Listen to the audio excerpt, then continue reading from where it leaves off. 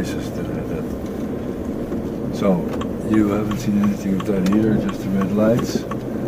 Again, that would call for a sideways pointed camera. No problem, we'll do it again someday.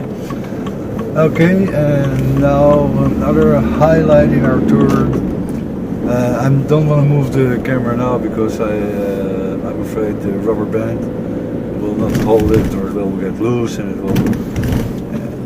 anyways.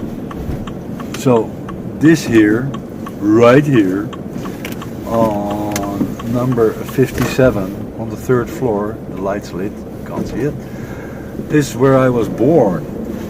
As you might know, in Holland they have the habit of giving birth at home as opposed to in the hospital, and that was where I was born and where I spent the first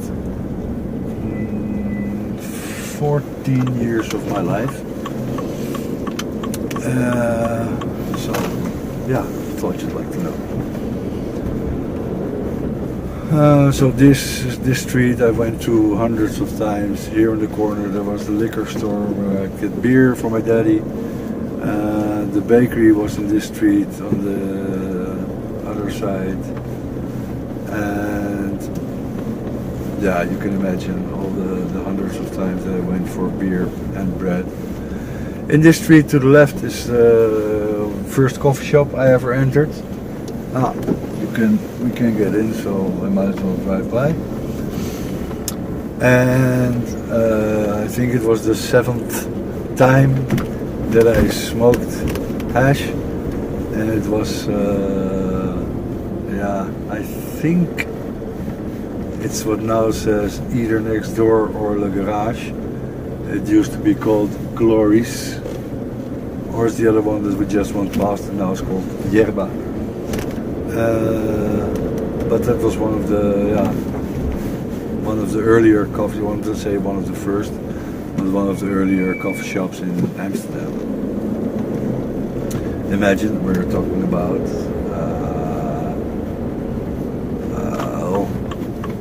about 40 years ago or so.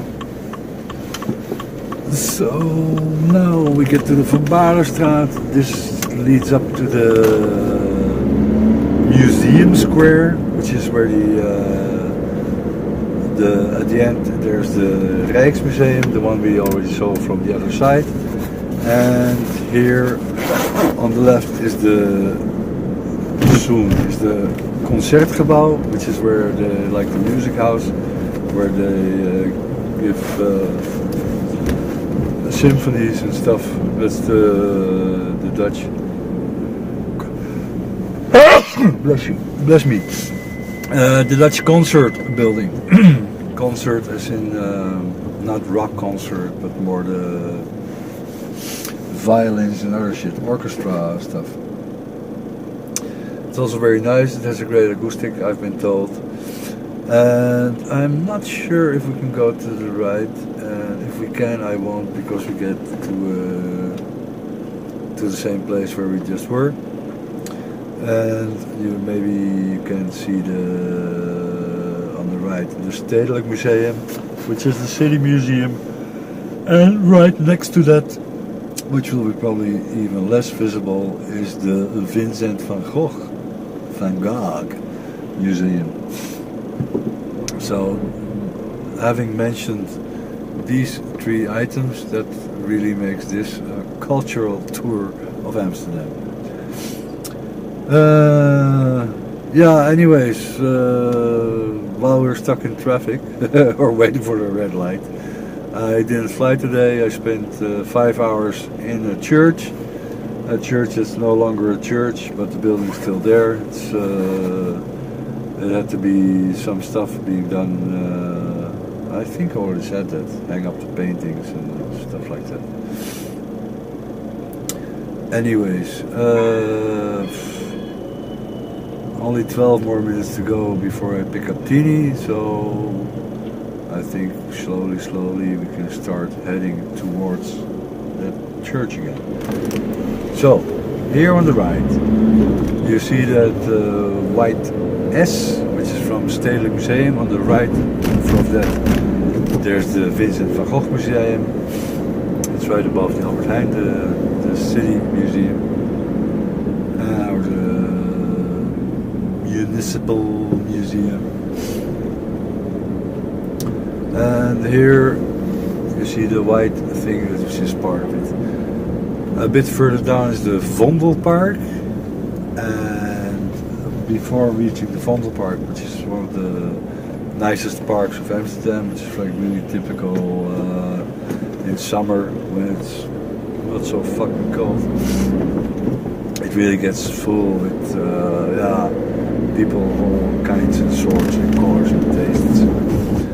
And right before that, which is the next street, not this one, but the next street on the right, is the BC Hoofdstraat, which is like a real fancy, expensive shopping street. So these shops here around it, most of them are also a bit fancy. But there's the Mont Blanc shop.